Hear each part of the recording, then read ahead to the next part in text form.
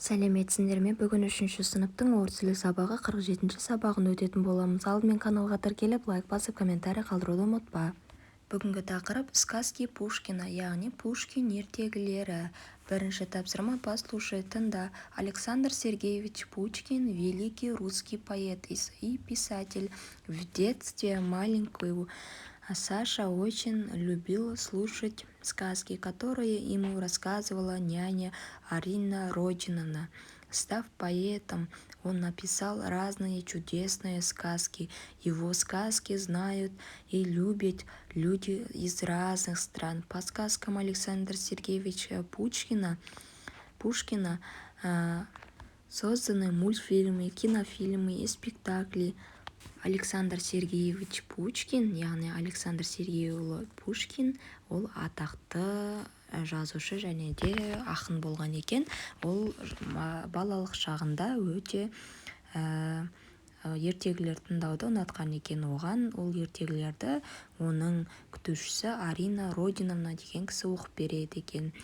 Ол жаңағыдай үлкен поэт яғни болғандықтан ол неше түрлі ертегілер жазған екен. Оның ертегілерін барлық елдер тыңдайды, сүйіп тыңдайды, біледі екен. Ал Пушкин ертегілері бойынша арнайы мультфильмдер, кинолар және де спектакльдер қойылған екен. Енді сұрақтарын оқимыз, жауап береміз. Кто рассказывал сказки маленькому Саша в детстве? Яғни Сашаға кішкентай кезінде ертегіні кім оқып берді дейді. Сашаға сказки рассказывала няня Арина Родионовна. Яғни ертегіні айтқан оның күтушісі Арина Родионовна. Какие сказки Александра Сергеевича Пушкина ты знаешь? На каком языке ты их слушал или читал? Яғни Александр Сергейұлы Пушкиннің қандай ертегілерін білесің дейді. Қандай тілде және де оқыдың және де естідің дейді оның ертегілерін. Сказка о рыбаке и рыбке, сказка о золотом петушке, жених. Яғни осындай ертегілері бар. Яғни балықшы мен балық туралы, алтын тауық туралы және де күйеу бала. На русском языке читал, яғни орыс тілінде оқыдым. Болмаса өздерің білетін басқа да өлеңдерінің, ертегілерінің атын жазып кетсеңдер болады. Келесі тапсырма проведи мини-исследование, яғни екінші кіші түрде тергеу жүргіз. Прочитай строчки из разных сказок Александра Сергеевича Пушкина. Яғни оның әртүрлі ертегіден алынған үзінділерін оқып шық дейді. Белка песенки поет, да орешки все сгрызет. Яғни белка ән айтып жүріп барлық нелерін, жаңғақтарын жеп қояды дейді. Бұл сказка о царе Салтане. Яғни бұл Салтан деген хан жайлы айтылған ертегіден алынған үзінді екен. И днем, и ночью кот ученый, все ходят по цепи кругом, пойдет направо, песнь заводит, налево сказки говорит. Сказка Руслан не Людмила дейді.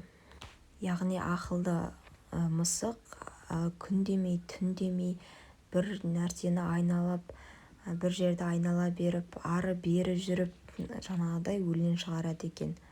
Одан бөлек ертегі айтады екен. Бұл Руслан және Людмила ертегісінен алынған үзінді екен. Жил старик со своего старухой у самого синего моря. Они жили в ветхой землянке ровно 30 лет и 3 года. Старик ловил в неводном рыву, старуха пряла свою пряжу. Яғни жил старик со своей старухой дейді. Яғни бір көк теңіздің жанында қарт пен қария, яғни әйел мен кемпірі, шалы мен кемпірі өмір сүріпті. Олар жаңағыдай 33 жыл сол жерде болған екен. Яғни балық жолдасы жаңағы шал кісі өзеннен балық әкеліп, соны кемпірі қуырып беріп, екеуі азық қылады. Раз он в море закинул невод, пришел невод с одного тяной. Он в другой раз закинул невод, пришел невод с травой морскою. В третий раз закинул он невод, Пришел невод с одной рыбку, с ней просто рыбку, золотою. Как взмолится золотая рыбка, голосом молчит человечем. Отпусти ты, и старше меня в море, дорогой, за себя дам откуп. Откуплюсь, чем только пожелаешь. Удивляйся, старик испугался. Он рыбачил 30 лет 3 года и не слыхивал, что рыба говорила. Яғни бірінші рет қармағын лақтырғанда ол ешқандай да нәрсе алмапты. Екінші рет лақтырғанда ол жаңағыдай шөп ілініп шығыпты. Үшінші рет лақтырғанда бір ғана балық түсіпті, бірақ жай балық емес, алтын балық түсіпті. Алтын балық жаңағы шалға жалына бастайды. Мені жіберші, мен ақыңды өтеп беремін, не қаласаң да соны жасап беремін деп. Ал шал болса 33 жыл балық аулаған, ол ондайды адамша сөйлеген балықты көрмеген, таң қалады. Бұл алтын балық ертегісінен алынған үзінді, оны барлығымыз көрген де шығармыз. Ол туралы арнайы мультфильм де түсірілген. Выборочно прочитай приложение из текста. Что делает белка? Какой кот ходит по цепи? Что делает кот? Каким голосом попросила золотая рыбка старика и о чем дейді.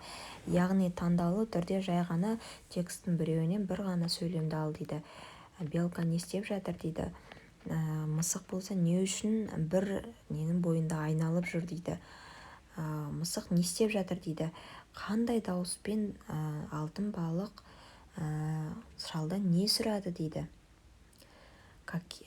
Бұған жауап береге. Белка песенки поет и орешка грызет. Кот ученый ходит по цепи, ходит кругом по цепи. Направо песен заводит, налево сказки говорит.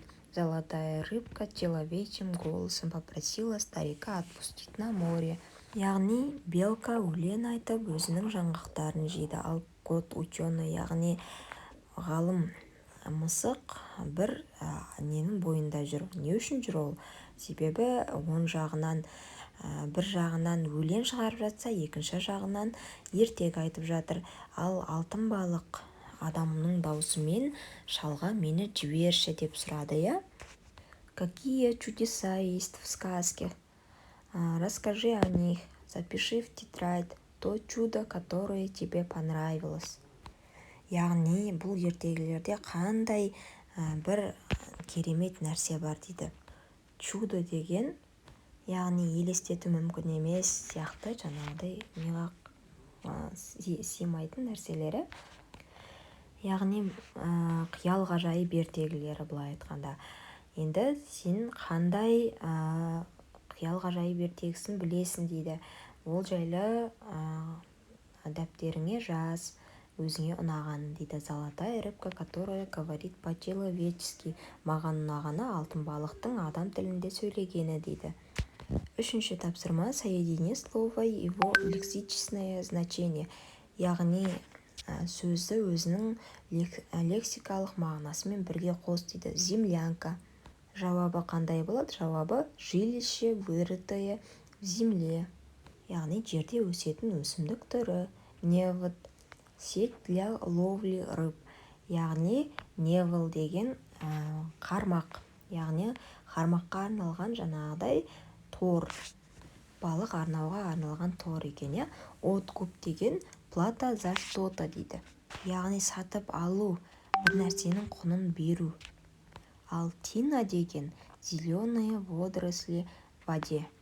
Тина деген яғни жасыл түстес суда жүретін жаңа өсімдік сияқты нәрселер екен.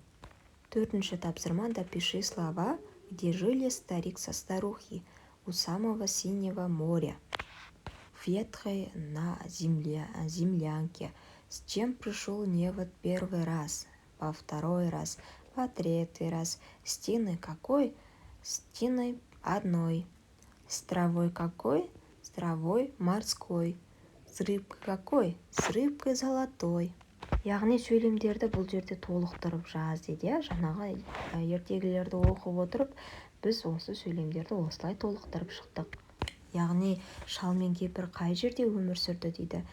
Олар жаңағы көк көлдің өзенің жанында. ал екіншісінде қармақты, яғни торды лақтырғанда не түсті дейді. Біріншісінде, яғни балдырлар түсті, бір ғана балдыр түсті. Екіншісінде шөп түсті. Қандай шөп түсті? Именно өзен шөбі түсті. Үшіншісінде балық түсті. Қандай балық түсті? Алтын балық түсті. Как пишутся предлоги со словами? Яғни предлогтар. Яғни предлог дегеніміз түбір.